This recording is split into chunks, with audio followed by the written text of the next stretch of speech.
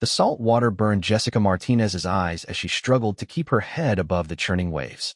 Her arms felt like lead, each stroke a monumental effort that sent fire through her shoulders and down her spine. Around her, the other candidates pushed through the Pacific Ocean's relentless current, their breathing ragged and desperate. This was Hell Week, day 3 of the most grueling test in military training, and Jessica was running on pure determination. She had dreamed of this moment since she was 12 years old, watching a documentary about Navy SEALs with her father. While other girls her age were thinking about makeup and boys, Jessica was planning her route to becoming the first female SEAL in her family's military legacy. Her grandfather had served in World War II, her father in Vietnam, and her older brother Marcus was currently deployed somewhere in the Middle East that he couldn't talk about. The instructors' voices cut through the ocean noise like knives. Move it, candidates. The only easy day was yesterday. Chief Petty Officer Williams stood on the beach, his massive frame silhouetted against the dawn sky.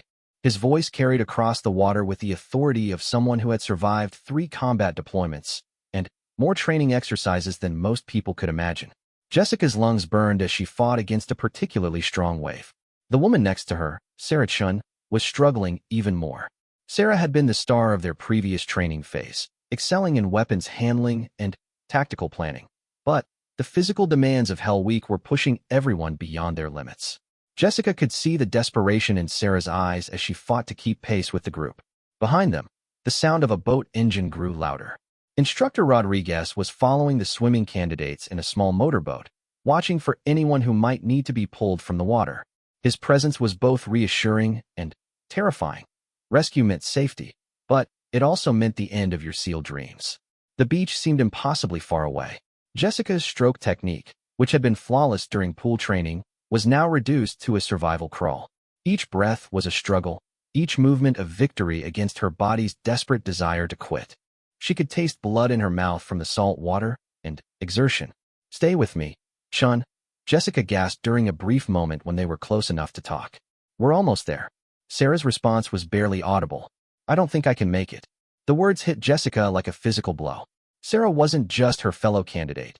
She was her roommate, her study partner, and the closest thing to a friend she had in this hostile environment. They had supported each other through months of preparation, sharing protein bars, and staying up late to help each other memorize technical manuals.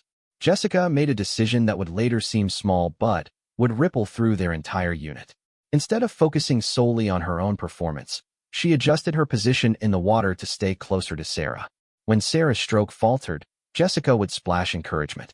When Sarah veered off course, Jessica would guide her back toward the group. The other candidates began to notice. Tom Reeves, a former college football player from Texas, shouted across the water, "Focus on yourself, Martinez. She's dead weight." The comment stung, but Jessica ignored it. She had grown up with brothers and understood the mentality that saw helping others as weakness. But her father had taught her something different. Real strength, he had said when she was 15 and struggling with bullies at school, is using your power to lift others up, not tear them down. Chief Williams had noticed the dynamic developing in the water. From his position on the beach, he could see Jessica adjusting her pace and position to help Sarah. His weathered face showed no emotion, but his mind was working. In his 15 years as a SEAL instructor, he had seen every type of candidate imaginable. The ones who only looked out for themselves rarely made it through the complete program, even if they survived Hell Week. The military was about teamwork, and real teams didn't leave people behind. As the group approached the beach, Jessica could feel her strength failing. Helping Sarah had cost her energy she couldn't spare, and now both of them were falling behind the main group. The faster swimmers were already emerging from the water, collapsing on the sand as they gulped air and prepared for whatever torture awaited them next. "Martinez, Chun, move it." William's voice carried a note of warning. Being last out of the water was never good during Hell Week. It meant extra attention from instructors, additional exercises, and sometimes elimination from the program. Jessica found reserves of strength she didn't know existed. With Sarah beside her, she pushed through the final 100 yards of ocean. The sandy bottom appeared beneath her feet, and she stumbled forward, half swimming and half running through the shallow water. They collapsed on the beach together, their bodies shaking from exhaustion and cold. Around them, the other candidates were already being formed into formation for the next phase of training. Jessica's decision to help Sarah had cost them both precious seconds, and Now they would face the consequences. Instructor Rodriguez approached them as they struggled to stand. His face was unreadable behind his military sunglasses. Candidates Martinez and Chun, front and center. Jessica's heart sank. Being singled out during Hell Week usually meant one of two things. You were being praised for exceptional performance, or you were being eliminated. Given their last-place finish, she feared the worst. As they ran to join the formation, Jessica caught sight of the other female candidates in their group. There were originally 12 women who had made it to Hell Week, down from the 37 who had started the complete SEAL training program 6 months earlier. Now, looking around, Jessica could only count 8. 4 more had rung the bell during the first 2 days of Hell Week, choosing to quit rather than continue the relentless physical and mental torture. The bell sat on a post near the instructor station, its bronze surface gleaming in the morning sun. It was both a symbol of freedom and failure.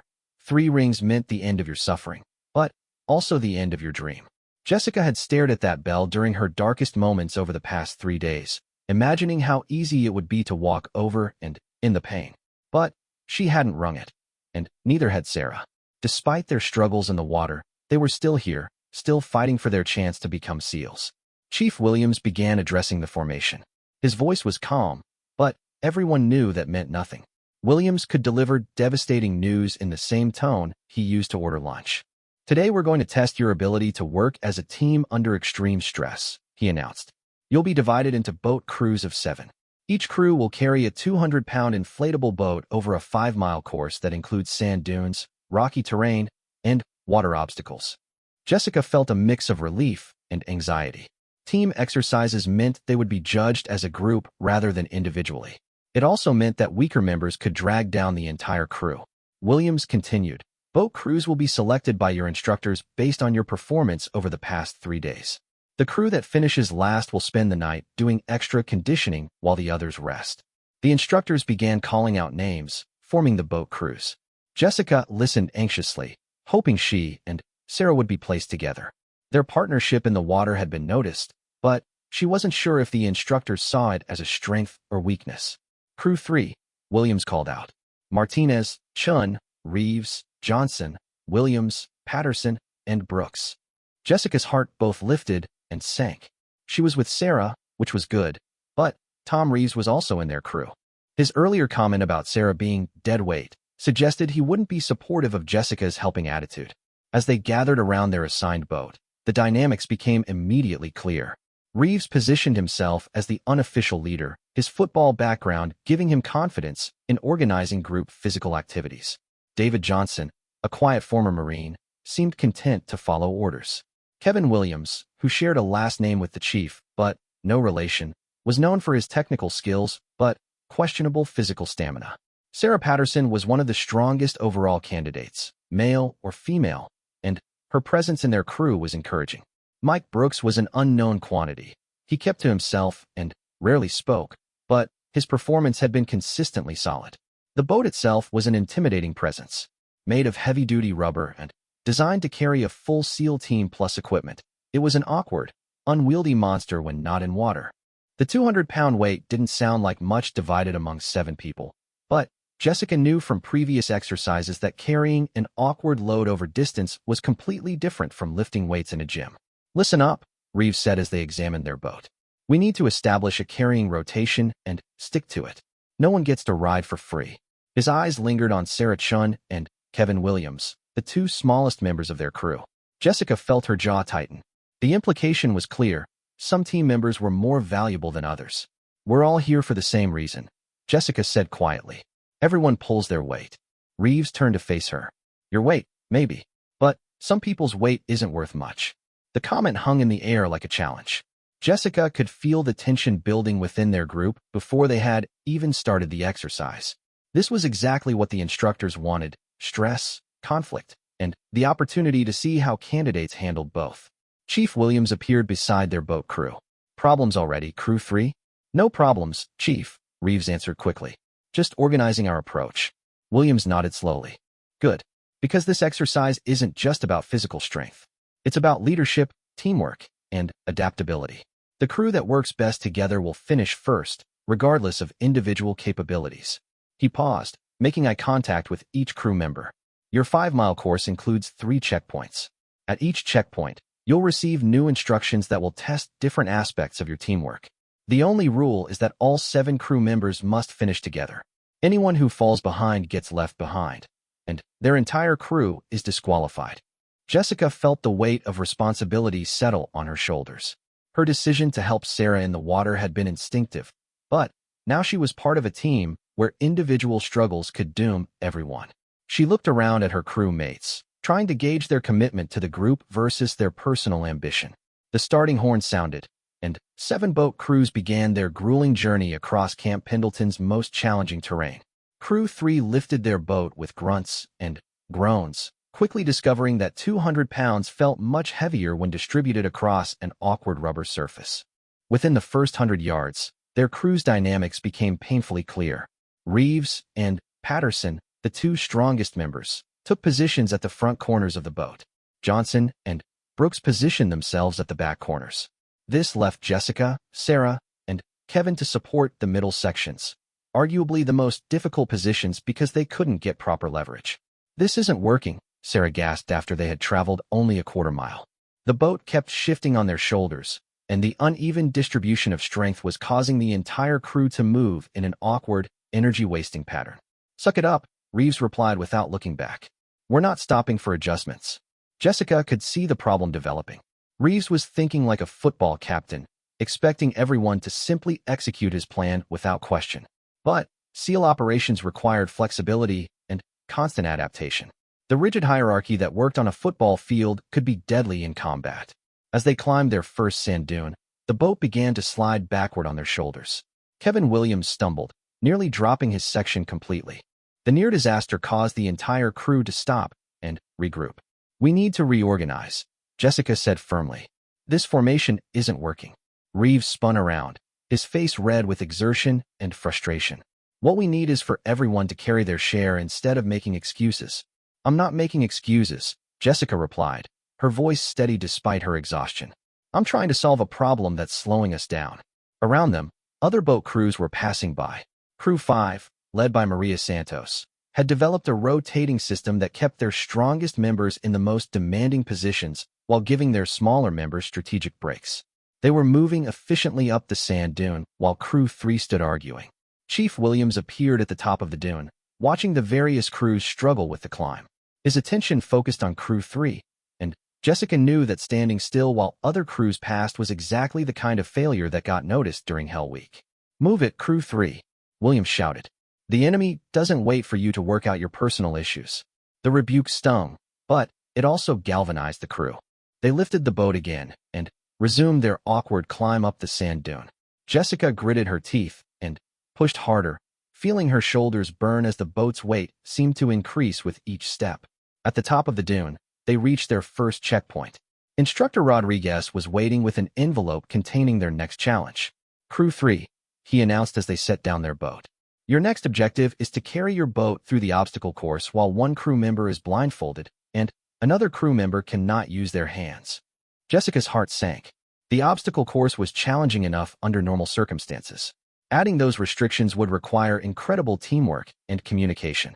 Rodriguez continued, "You have 2 minutes to decide which crew members will take on these restrictions. Choose wisely. Their limitations will apply for the remainder of the exercise." Reeves immediately took charge. "Patterson, you're our strongest overall. You'll go blindfolded." "Williams," he pointed to Kevin, "you can't use your hands." Jessica felt anger flash through her exhaustion. Reeves was essentially sabotaging their weakest members, making it impossible for them to contribute effectively to the team. "Wait a minute," she interrupted. "That doesn't make strategic sense. If we blindfold our strongest member, we lose our most valuable asset. And if Kevin can't use his hands, he can't help carry the boat at all." "You have a better idea?" Reeves challenged. Jessica's mind raced. The restrictions were meant to test their adaptability and teamwork. The key was to minimize the impact while maximizing the learning opportunity. "I'll take the blindfold," she said. "I've been practicing spatial awareness drills since before Hell Week. And Sarah should be the one who can't use her hands. She has the best balance and can help guide me through verbal directions." Reeves looked skeptical. "You want to handicap yourself? And Chun? That'll just slow us down more." "No," Jessica replied firmly. It'll force us to work as an actual team instead of just expecting the strongest people to carry everyone else. Sarah looked nervous, but nodded her agreement. I can do it. The 2-minute decision period was almost over. Rodriguez was looking at his watch, waiting for their final answer. Fine, Reeves said finally. But if this fails, it's on you, Martinez. Jessica accepted the blindfold, feeling the world disappear into darkness. Immediately, her other senses became more acute. She could hear the ocean in the distance, feel the wind direction on her face, and sense the movement of her crew members around her. Okay, team, she said, her voice calm despite the circumstances. Sarah, you're my eyes. Everyone else, communicate everything. Call out obstacles, changes in terrain, and coordination for lifting and moving the boat. As they lifted the boat again, Jessica had to rely completely on her team. Sarah's voice became her primary guide, calling out step up, rocky ground ahead, and duck down as they navigated the obstacle course. Something unexpected began to happen. With Jessica blindfolded and Sarah unable to use her hands, the rest of the crew had to step up in new ways. Kevin Williams found his voice, calling out detailed terrain descriptions. David Johnson began coordinating the lifting and lowering of the boat. Even Tom Reeves started communicating more effectively, his football leadership skills finally adapting to the team's actual needs rather than his preconceptions. They moved through the obstacle course more slowly than they might have under normal circumstances, but they moved as a coordinated unit. Jessica could feel the difference in how they carried the boat, more balanced, more synchronized, more like a real team. At the second checkpoint, they received their next challenge: navigate a water crossing while maintaining the same restrictions. The water was waist-deep, and the current was strong enough to make footing treacherous.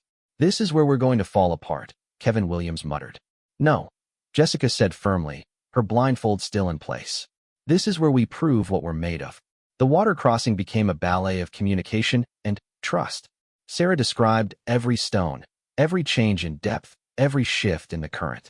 The crew formed a protective formation around Jessica and Sarah, ensuring they didn't lose their footing in the rushing water. Halfway across, Jessica heard shouting from behind them. Crew 7 was in trouble. One of their members had been swept downstream and was struggling against the current. Without hesitation, Mike Brooks dropped his section of their boat and moved to help. Brooks, get back here, Reeves shouted. We need to focus on our own crew. But Jessica made a decision that surprised everyone, including herself. Help him, she called out. We don't leave anyone behind. The entire crew stopped their crossing to assist in the rescue. They formed a human chain, with their boats serving as an anchor point, and pulled the struggling candidate to safety. The rescue cost them precious minutes and allowed several other crews to pass them. As they resumed their crossing, Jessica expected Reeves to explode with anger about the delay. Instead, she heard something different in his voice, a note of respect.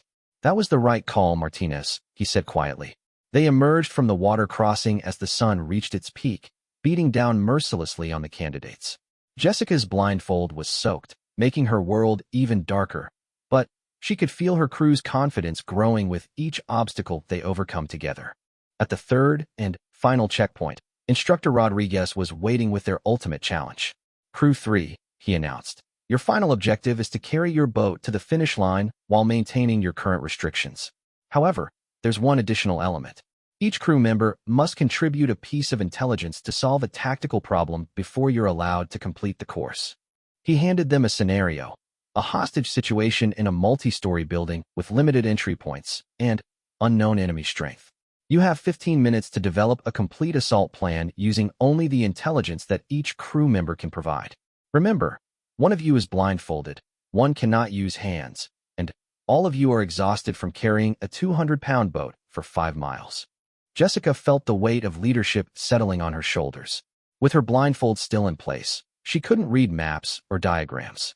But she could think strategically, and she had learned to listen to her team in ways she never had before. Okay, everyone, she said. Start with what we know. Reeves, what's your intelligence? Building layout, Tom replied. 3 stories, central staircase, fire escapes on east and west sides. Johnson, enemy capabilities.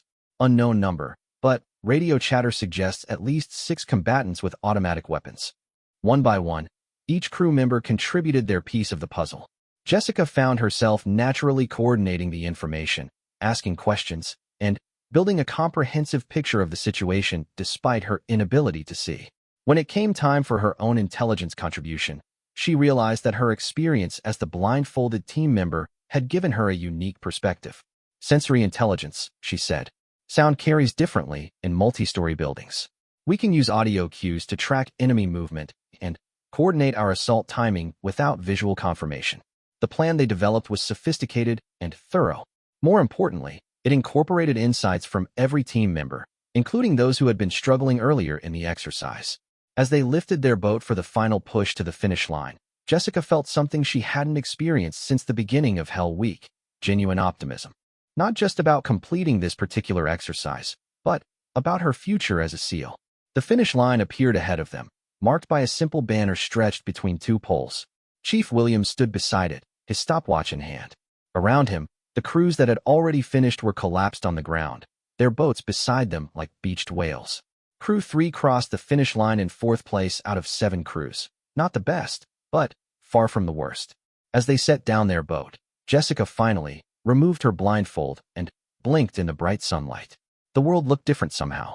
Her crewmates' faces showed a mixture of exhaustion and accomplishment, but also something else: respect. The exercise had changed their dynamic in ways that went beyond simply completing a physical challenge. Chief Williams approached their crew as they caught their breath. His expression was unreadable, but Jessica had learned that with instructors, neutral expressions were often better than obvious displeasure. Crew 3, he said, his voice carrying across the finish area. Interesting approach to the exercise. Jessica felt her stomach tighten. Interesting, from a SEAL instructor, could mean anything from brilliant to catastrophically stupid. Williams continued, your tactical problem solution was the most comprehensive of any crew today. More importantly, your decision to assist Crew 7 during the water crossing demonstrated the kind of leadership we're looking for in our operators. He paused, making eye contact with Jessica. However, your initial organization was poor, and your communication broke down multiple times during the first half of the exercise. Jessica nodded, accepting the criticism. She could see areas where they had failed, moments where better planning or clearer communication could have saved them time and energy. The question, Williams said, is whether you learned from those failures or simply got lucky at the end. It was both a challenge and an opportunity. Jessica realized that this was the moment where her response would define not just how the instructors saw her, but how she saw herself. We learned, Chief, she said firmly. We learned that real teamwork isn't about the strongest people carrying the weak ones. It's about finding ways for everyone to contribute their strengths while supporting each other's weaknesses. Williams nodded slowly. That's a lesson that will serve you well if you make it through the rest of Hell Week. As the crew dispersed to prepare for the next phase of training, Sarah Chun approached Jessica. Thank you, she said quietly, for not giving up on me. Jessica smiled, feeling the soreness in her shoulders and the exhaustion in her bones, but also something else, a sense of purpose that went beyond personal achievement. We're a team, she replied. Teams don't leave people behind. As they walked back toward the barracks, Jessica reflected on the day's events. The exercise had been designed to test their physical capabilities, but it had revealed something more important about character and leadership. She was beginning to understand that becoming a SEAL wasn't just about surviving Hell Week. It was about becoming the kind of person other people could trust with their lives. The sun was setting over Camp Pendleton, painting the sky in shades of orange and pink. Tomorrow would bring new challenges, new opportunities to fail or succeed. But for the first time since Hell Week began, Jessica felt like she understood what the instructors were really looking for. It wasn't just about being tough enough to endure suffering. It was about being strong enough to help others endure it too. And that realization would prove to be more important than she could possibly imagine in the days to come. The 4th day of Hell Week arrived with the kind of cold rain that seemed designed to break spirits. Jessica Martinez woke at 0400 hours to the sound of instructors banging metal pots outside the barracks, their voices cutting through the pre-dawn darkness like ice. Rise and shine, candidates. Time to see who really wants to be here. Around her, the remaining candidates struggled to their feet. The numbers had dwindled overnight. 2 more women had rung the bell during the previous evening's conditioning session, leaving only 6 female candidates from the original 37 who had started the program. Jessica's body felt like it belonged to someone else. Every muscle ached, her hands were raw from rope burns, and she had managed maybe 90 minutes of actual sleep. But Her mind was clear and focused in a way that surprised her. The previous day's boat exercise had taught her something about leadership that all her previous training had missed. Sarah Chun moved stiffly beside her, favoring her left ankle, which had been twisted during the water crossing. Despite her obvious pain, Sarah was still here, still fighting for her dream. Her determination reminded Jessica why she had chosen to help her in the first place. "How's the ankle?" Jessica asked quietly as they prepared their gear for the day's unknown challenges. "It'll hold," Sarah replied, though her face betrayed the pain she was feeling. "I'm not ringing that bell." Outside, the instructors were setting up something new, a series of obstacles that none of the candidates had seen before. Chief Williams stood in the center of the activity, rain dripping from his campaign hat as he supervised the preparation. "Today's exercise," he announced as the candidates formed up in the mud, "will test your ability to function under extreme stress while maintaining trust in your teammates." Jessica felt a chill that had nothing to do with the rain. Trust exercises in SEAL training were notorious for pushing candidates beyond their physical and psychological limits. "You'll be working in pairs," Williams continued. "One partner will be the leader, responsible for navigation and decision-making. The other will be the follower, whose job is to execute orders without question, even when those orders seem dangerous or impossible." The implications hit Jessica immediately. This wasn't just about following directions. It was about learning to function when you couldn't understand the complete picture, when you had to trust someone else's judgment even when your instincts screamed danger. "Partners will switch roles halfway through the exercise," Williams added. "By the end of today, each of you will have experienced both complete authority and complete dependence." Instructor Rodriguez stepped forward with a list of partner assignments. Jessica held her breath, hoping she would be paired with someone she could work with effectively. "Martinez and Reeves," Rodriguez called out. Jessica's heart sank. After yesterday's conflicts, being partnered with Tom Reeves for a trust exercise felt like a recipe for disaster. She caught Reeves' eye across the formation and saw her own concern reflected in his expression. As the other partnerships were announced, Jessica noticed something interesting about the instructor's choices. They weren't pairing compatible personalities. They were deliberately creating combinations that would challenge each candidate's comfort zone. Sarah Chun was paired with Kevin Williams, the quietest member of their boat crew. Maria Santos, the strongest female candidate, was paired with Mike Brooks, whose leadership style was completely different from hers.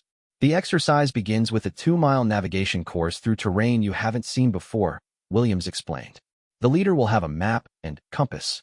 The follower will be blindfolded and must rely completely on their partner's guidance."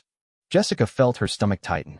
Being blindfolded during yesterday's boat exercise had been challenging enough, but that was with a full crew providing support and protection.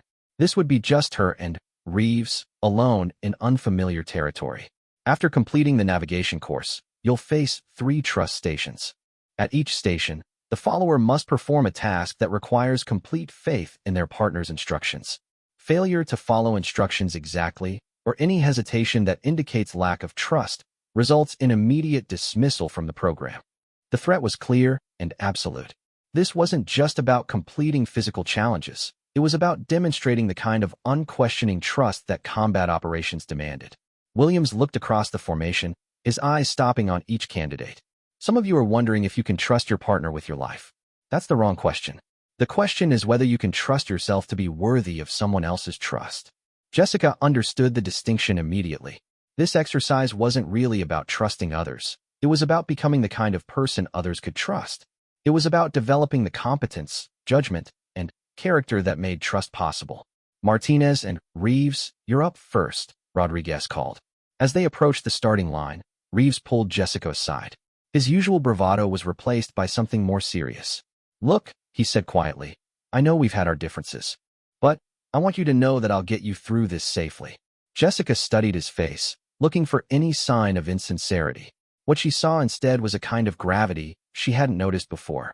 The Tom Reeves who had dismissed Sarah as dead weight seemed to have been replaced by someone who understood the true stakes of leadership.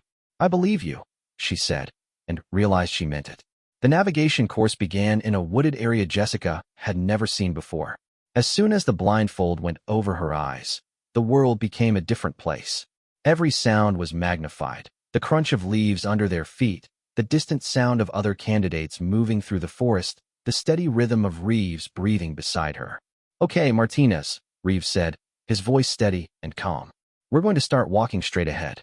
The ground is level for about 50 yards. Then, we'll hit a slight downhill slope. Jessica took her first step into darkness, her hand on Reeves' shoulder for guidance. Trust, she realized, wasn't just an abstract concept. It was a physical sensation, a willingness to move forward when you couldn't see where you were going. The first part of the course was relatively straightforward. Reeves guided her around trees and over small obstacles with clear, precise instructions. His military background was evident in his communication style, direct, unambiguous, and designed to prevent confusion. Stop, he said suddenly. There's a fallen log about 3 feet in front of you. It's about 2 feet high. I'm going to guide you to step up onto it. Then, step down on the other side. Jessica nodded, placing her trust in his assessment. As her foot found the log, she realized how vulnerable she truly was. One misjudgment on Reeves' part, one unclear instruction, and she could be injured badly enough to end her SEAL dreams. But Reeves' guidance was flawless. Each instruction was precise, each warning was timely, and each encouragement came exactly when she needed it most. As they moved deeper into the course, the terrain became more challenging. They encountered steep slopes, creek crossings, and thick underbrush that required careful navigation. Jessica found herself developing a new appreciation for Reeves' leadership abilities. The same decisiveness that had frustrated her during the boat exercise was exactly what she needed now. We're approaching the first checkpoint, Reeves said. I can see Instructor Martinez up ahead. Jessica felt a moment of confusion before she realized he was talking about another instructor, not herself. The coincidence of names struck her as oddly appropriate, another reminder that they were all part of something larger than their individual ambitions. At the first trust station, Instructor Martinez, no relation, explained the challenge. Jessica would have to walk across a narrow beam, suspended 8 feet above a muddy pit. The beam was only 4 inches wide and 12 feet long. Reeves would guide her across using only verbal instructions. This is insane, Jessica muttered, feeling the beam's edge with her toe. No, Reeves said firmly. It's just another obstacle. I can see the entire crossing. Trust me to be your eyes. As Jessica stepped onto the beam, she felt it flex slightly under her weight. Without sight, every movement felt exaggerated and dangerous. Her inner ear, deprived of visual reference points, seemed to be playing tricks on her balance. You're doing great, Reeves said. Take another step. The beam is solid. It's not going to break. Step by step, instruction by instruction, Jessica made her way across the beam. When she finally felt solid ground under her feet on the other side, she realized she was shaking, not from fear, but from the intensity of the trust she had just experienced. The second navigation leg took them through even more challenging terrain. They had to descend a steep, rocky slope where one wrong step could mean a serious fall. Jessica found herself relying not just on Reeves' words, but on subtle cues in his voice and movement that indicated changing conditions. At the second trust station, the challenge was even more daunting. Jessica had to rappel down a 30-foot cliff face while blindfolded, with Reeves managing her rope and providing guidance from above.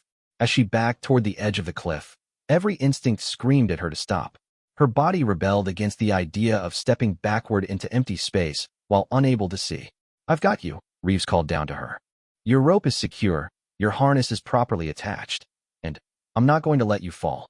The first step over the edge was terrifying. Jessica felt her feet leave solid ground, and her weight transfer completely to the rope system.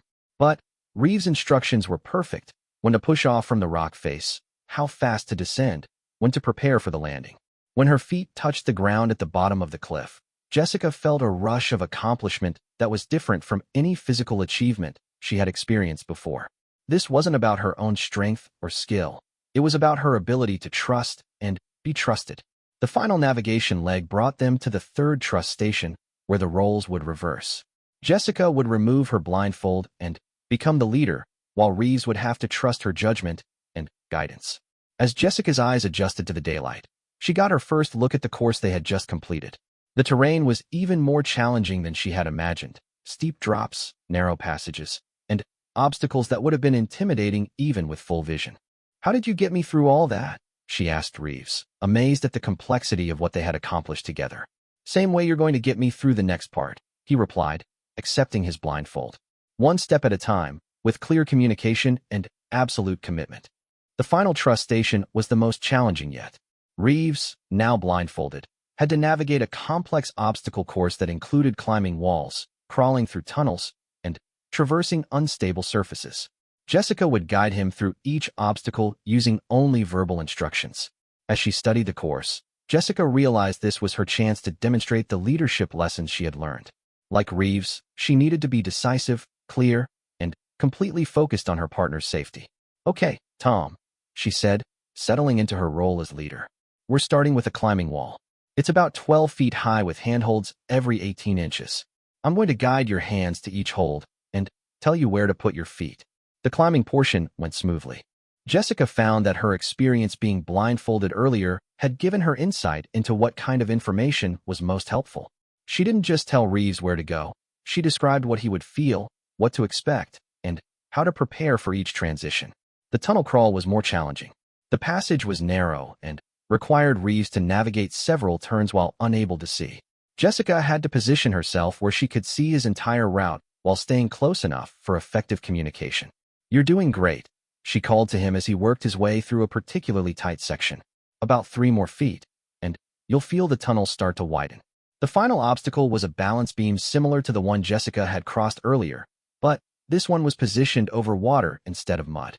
A fall wouldn't cause injury, but it would mean both partners failed the exercise.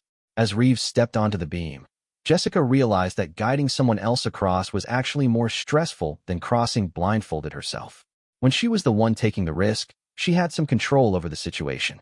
Now she could only watch and advise as someone else faced the danger. "You're halfway across," she called to him. "The beam is rock steady. Just maintain your pace." Reeves' foot slipped slightly, and Jessica felt her heart skip. But his recovery was smooth, and he continued across without hesitation. His trust in her guidance was absolute. He didn't freeze or hesitate despite the momentary slip. When Reeves completed the final obstacle, they had achieved something that went beyond simply finishing the exercise. They had learned to function as a true partnership, each taking responsibility for the other's success and safety. Chief Williams appeared as they completed their debrief with the station instructor. His presence meant their performance was being evaluated at the highest level. "How do you think you did?" he asked them. Jessica looked at Reeves, then back at Williams. "We learned to trust each other, Chief. And, more importantly, we learned to be trustworthy." Williams nodded. "Trust isn't a feeling, candidates. It's a decision backed up by competence and character. Today you both demonstrated that you understand the difference." As they walked back toward the main training area, Jessica reflected on the day's lessons. The exercise had started as a test of whether she could trust Tom Reeves with her safety. It had ended as a demonstration that trust was something they built together through their actions and commitment. But the most important insight was yet to come. As they rejoined the other candidates, Jessica noticed something that would prove crucial in the days ahead. Several partnerships had failed the trust exercises. Some candidates had refused to attempt certain obstacles, while others had been unable to provide the kind of clear, confident leadership that the exercises demanded. Among those who had struggled was Sarah Chun. Her partnership with Kevin Williams had run into problems during the rappelling station, where Kevin's quiet communication style had left Sarah feeling uncertain and unsafe. They had completed the exercise, but just barely, and the stress was evident on both their faces. Jessica realized that trust wasn't just important for partnerships. It was essential for team dynamics. A group of people who couldn't trust each other would never function effectively under the extreme stress of combat operations. That evening, as the candidates prepared for another night of minimal sleep and maximum stress, Jessica found herself thinking about leadership in new ways. The day's exercises had shown her that being a leader wasn't about being the strongest or most decisive person in the group. It was about becoming someone others could trust completely, even when the stakes were life or death. As she lay in her narrow bunk, listening to the rain continue to fall outside, Jessica thought about the remaining challenges of Hell Week. They had survived 4 days of the most intensive military training in the world. But she was beginning to understand that survival wasn't the real goal.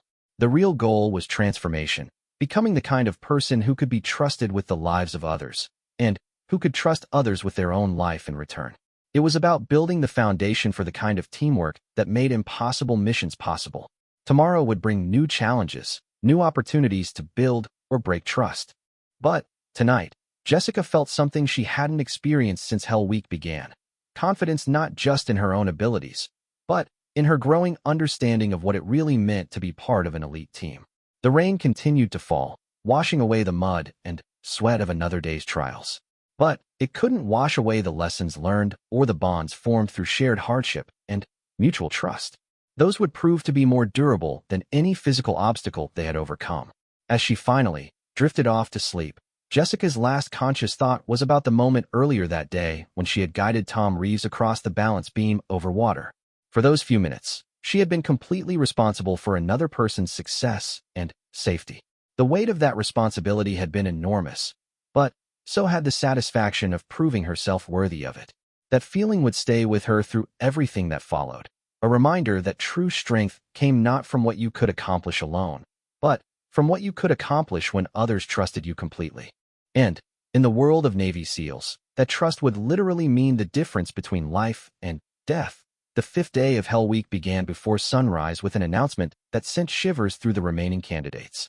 Chief Williams stood before them in the pre-dawn darkness, his weathered face illuminated by the harsh spotlights that had become their constant companion. "Today we test your ability to perform under the ultimate pressure," he announced. "You'll be participating in a simulated combat mission where failure means more than just ringing the bell." Jessica Martinez felt her pulse quicken. She had heard stories about the advanced phases of Hell Week, scenarios designed to replicate the psychological pressure of actual combat operations. These exercises went beyond physical endurance. They tested judgment, leadership, and the ability to function when lives depended on your decisions. Around her, the remaining candidates showed varying degrees of anxiety. Of the original 127 who had started Hell Week, only 31 remained. The women's numbers had dropped to just 4: Jessica, Sarah Chun, Maria Santos, and Jennifer Walsh. The mental and physical toll was evident in everyone's faces, but there was also something else, a hardened determination that came from surviving 4 days of the military's most challenging training. "You'll be divided into 2 teams," Williams continued. "Each team will attempt to accomplish the same mission objective, but using different approaches. Success will be measured not just by completing the objective, but by how well you work together under extreme stress." Instructor Rodriguez stepped forward with team assignments. Jessica listened anxiously, hoping to be placed with the candidates she had worked well with in previous exercises. "Red team," Rodriguez called out. "Martinez, Chun, Santos, Reeves, Johnson, Brooks, Williams, Patterson." Jessica felt a mix of relief and concern. She was with Sarah and several others from their successful boat crew, but she was also part of the larger group, which might make coordination more difficult. "Blue team," Rodriguez continued, announcing the remaining candidates. As the teams assembled, Jessica noticed something significant about the composition. Red team included all 4 remaining female candidates, plus 4 male candidates who had demonstrated strong teamwork skills. Blue team was composed entirely of male candidates, several of whom had shown more individualistic approaches to the training. Chief Williams explained the mission scenario. "Intelligence indicates that enemy forces are holding American hostages in a compound 15 miles from here. Each team will approach from a different direction with the objective of rescuing the hostages and neutralizing the threat." He paused, letting the weight of the scenario settle on the candidates. "This is not a game. You'll be using live ammunition in some phases of the exercise. Safety protocols are absolute. Any violation results in immediate dismissal and potential criminal charges." Jessica felt her stomach tighten. Live ammunition meant this exercise carried real risks. It also meant the instructors trusted them enough to handle weapons under stress, a significant milestone in their training. "Red team will approach from the east using stealth and precision tactics," Williams continued. "Blue team will approach from the west using speed and overwhelming force. Both approaches have succeeded in real operations. Today we'll see which team executes better under pressure." As Red team gathered to plan their approach, Jessica found herself naturally falling into a leadership role. Her experience from the boat exercise and trust training had given her confidence in coordinating group efforts. "We need to think about this systematically," she said, studying the aerial photographs of the target compound. "Stealth means we have one chance to get this right. If we're discovered before we're in position, we lose the advantage." Sarah Chun, despite her injured ankle, was eager to contribute. "I've been studying the building layouts. There are 3 entry points, but only one has a clear escape route that doesn't expose us to crossfire." Maria Santos, whose physical strength had made her a standout throughout Hell Week, pointed to the photographs. The guard's patrol pattern has a 60-second gap every 8 minutes. That's our window for crossing the open ground. As they developed their plan, Jessica noticed something remarkable happening. The team was functioning with a level of coordination and mutual respect that went far beyond what she had experienced in civilian life. Each person contributed their strengths without trying to dominate the discussion.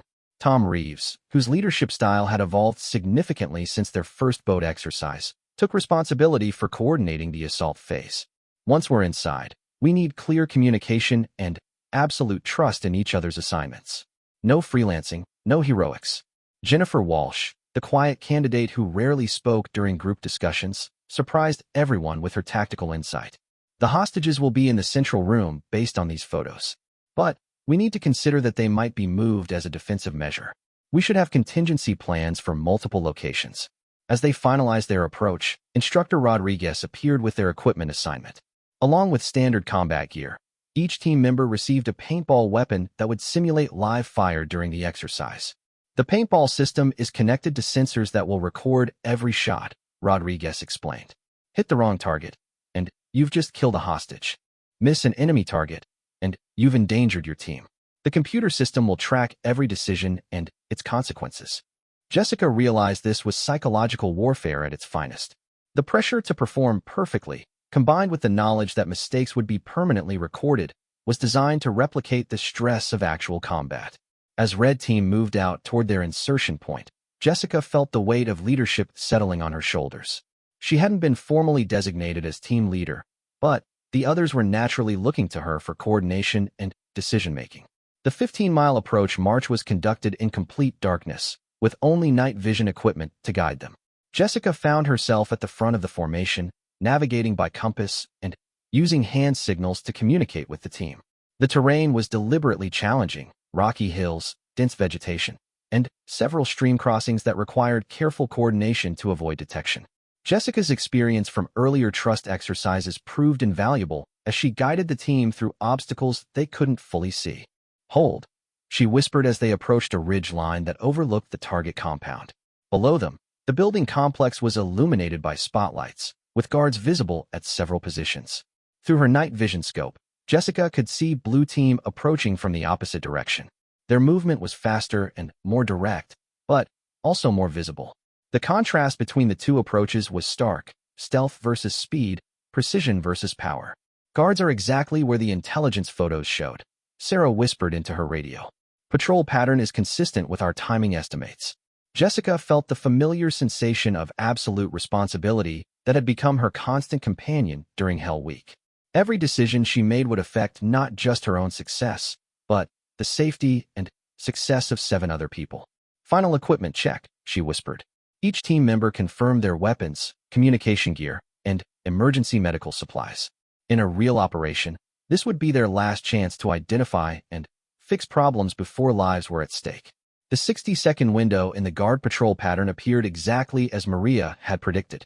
Jessica gave the signal, and Red Team moved across the open ground in a coordinated rush that seemed to last forever, but actually took less than 30 seconds. They reached the building's east wall without detection, pressing themselves against the concrete surface as they prepared for entry. Jessica could hear her own heartbeat and feel sweat despite the cool night air. This was the moment when all their training would either pay off or fail catastrophically. "Breacher ready," Tom Reeves whispered, positioning himself at the designated entry point. "Overwatch in position," Maria Santos confirmed from her sniper position covering the team's escape route. "Medical and communications ready," Sarah Chen reported. Despite the pain Jessica knew she was feeling from her injured ankle, Jessica felt a moment of pride in her team's professionalism. They had developed from a group of competing individuals into a functioning unit that could execute complex operations under extreme pressure. The breach went perfectly. Tom's explosive charge created a clean entry point without alerting the guards outside. Red Team flowed through the opening with the precision of a choreographed dance, each member moving to their assigned position. Inside the building, Jessica's world narrowed to the immediate tactical situation. The layout matched their intelligence photos, but reality was always different from planning. Sounds echoed strangely. Shadows created deceptive shapes. and the pressure of making split-second decisions was overwhelming. Hostages located. Jennifer Walsh whispered through the radio. Central room as expected. 3 guards, 2 hostages. Jessica had to make the kind of decision that would define her as a leader. The original plan called for simultaneous action from multiple angles, but the actual situation required adaptation. Change of plan, she whispered. Walsh and Chun take the hostages. Santos provides overwatch. Reeves and I neutralize the guards. Brooks and Patterson secure the perimeter. The assault happened in seconds but felt like slow motion. Jessica's paintball weapon marked 2 enemy targets with perfect accuracy while Tom handled the third. Sarah and Jennifer moved the hostages to safety without a single wasted motion. The entire operation was textbook perfect. But as they prepared to extract from the building, everything went wrong. Blue team's approach had been detected, and enemy reinforcements were converging on the compound. What should have been a clean extraction became a running firefight through the building's corridors. Multiple hostiles, South Corridor. David Johnson reported as paintball rounds began flying in all directions. Jessica realized that Red Team's success was now dependent on their ability to adapt to a completely changed situation. All their careful planning was useless. They were now in a dynamic combat scenario where survival depended on teamwork and individual initiative. Fighting withdrawal to extraction point, Jessica ordered. Leapfrog pattern, maintain communication. The next 10 minutes tested everything they had learned during Hell Week. They had to move as a coordinated unit while under simulated fire, protecting the rescued hostages while navigating unfamiliar terrain in the dark. Sarah Chen's injured ankle gave out as they crossed rough ground during the extraction. Without hesitation, Maria Santos moved to assist her, carrying part of Sarah's equipment load while maintaining her own combat effectiveness. The teamwork was instinctive and seamless. When Tom Reeves ran low on ammunition, Kevin Williams shared his supplies. When Jennifer Walsh became disoriented in the darkness, Mike Brooks guided her back to the formation. Every team member supported every other team member without being asked. They reached the extraction point as the sun began to rise, having completed their mission despite the complications introduced by Blue Team's detection. The hostages were safe, all team members were accounted for, and they had neutralized the enemy threat. As they waited for evaluation by the instructors, Jessica looked around at her exhausted team. They were covered in mud, paint from the simulation weapons, and sweat from their exertions. But there was something else in their faces, a quiet confidence that came from successfully completing an impossible task. Chief Williams appeared with the evaluation team, his expression unreadable as he reviewed the computer records of their performance. Red Team's approach was textbook, he announced. Clean insertion, perfect coordination during the assault phase, and effective adaptation when the situation changed. Jessica felt a surge of pride, but Williams wasn't finished. However, the real test wasn't your tactical performance. It was how you functioned as a unit when everything went wrong. He paused, making eye contact with each team member. In real operations, plans never survive contact with the enemy. What matters is whether your team can adapt, support each other, and still accomplish the mission when faced with unexpected challenges. Williams turned to Jessica specifically. Your leadership during the crisis phase showed the kind of decision-making we need in our operators. You prioritize team safety while maintaining mission focus. That's exactly what we're looking for. As Red Team was dismissed to prepare for the final phase of Hell Week, Jessica reflected on what they had accomplished. The exercise had been designed to test their tactical skills, but it had revealed something more important about character and teamwork. Later that afternoon, as the candidates prepared for their final evaluation, Jessica overheard a conversation that would prove to be pivotal. 2 senior instructors were discussing the day's exercises, unaware that candidates were within earshot. The women's performance today was outstanding, one instructor said. Martinez's leadership, Chen's tactical analysis despite her injury, Santos's adaptability under pressure, they're setting the standard for the entire class. Some of the male candidates are struggling with that, the other instructor replied. Traditional attitudes about women in combat roles are hard to break, even in training. The conversation confirmed what Jessica had begun to suspect. Their success wasn't just being measured against the training standards. It was challenging long-held assumptions about women's capabilities in special operations. That evening, as the candidates faced their final night of Hell Week, Jessica gathered with Sarah, Maria, and Jennifer. The 4 women had not only survived the most demanding military training in the world, they had excelled in ways that forced everyone around them to reconsider their preconceptions. Tomorrow we find out if we've done enough, Maria said, her voice reflecting the exhaustion they all felt. We've done more than enough, Jessica replied. We've proven that we belong here. But, even as she spoke those words, Jessica knew that tomorrow would bring the ultimate test, not just of their individual capabilities, but of whether the military was truly ready to accept women as equals in the most elite special operations units. The success of Red Team's mission had been more than just a training exercise. It had been a demonstration that broke barriers and challenged assumptions that had existed for generations.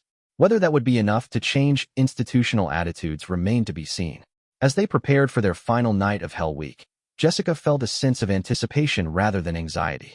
They had proven themselves capable of anything the training could throw at them. Tomorrow would reveal whether the institution was capable of recognizing that capability and acting on it. The rain that had been their constant companion throughout Hell Week finally stopped, leaving the night clear and cold. Stars were visible through the barracks windows, the first time in 5 days that the weather had cleared enough to see them. Jessica took it as a good omen. After 5 days in the darkness of Hell Week, they were finally approaching the dawn of a new era for women in special operations. The question was whether everyone else was ready for that dawn to break.